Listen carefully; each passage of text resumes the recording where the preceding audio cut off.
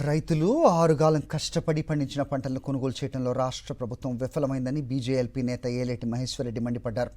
రైతు గోస బీజేపీ భరోసా ఈ కార్యక్రమంలో భాగంగా కడెం మండలం పెద్దూరు తండా వద్ద ఏర్పాటు చేసిన వరిధాన్యం మొక్కజొన్న కొనుగోలు కేంద్రాన్ని, ఖానాపూర్ మార్కెట్ యార్డులో ఏర్పాటు చేసిన ధాన్యం కొనుగోలు కేంద్రాన్ని బీజేపీ నేతలతో కలిసి పరిశీలించారని. ధాన్యం కొనుగోళ్లు మొదలుపెట్టి దాదాపు నెల రోజులు గడుస్తున్నా 40% ధాన్యం కూడా కొనలేని స్థితిలో ప్రభుత్వం ఉందన్నారు ఏలేటి మహేశ్వర్ రెడ్డి. ప్రభుత్వ నిర్లక్ష్యం వల్లే కొనుగోలు కేంద్రాల వద్ద ధాన్యం అకాల వర్షాలకు తడిసిపోయిందని ఆగ్రహం వ్యక్తం చేశారు.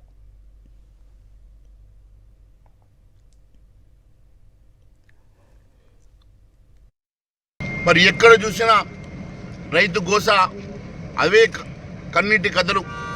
పండించిన పంట 6 కాలాలు కష్టపడి పండించిన పంట పండించడానికి ఎంత కష్టమైతే అయిందో అంతకు 4 ఇంతలు మేము అమ్ముకోవడానికి కష్టపడతా ఉన్నామని.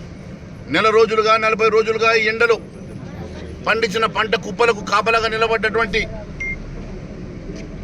రైతన్నలు నిన్ననే స్టేషన్ గన్పూర్లో ఒక రైతు కుప్ప మీద సన్ స్ట్రోక్ తగిలి చనిపోయిండు.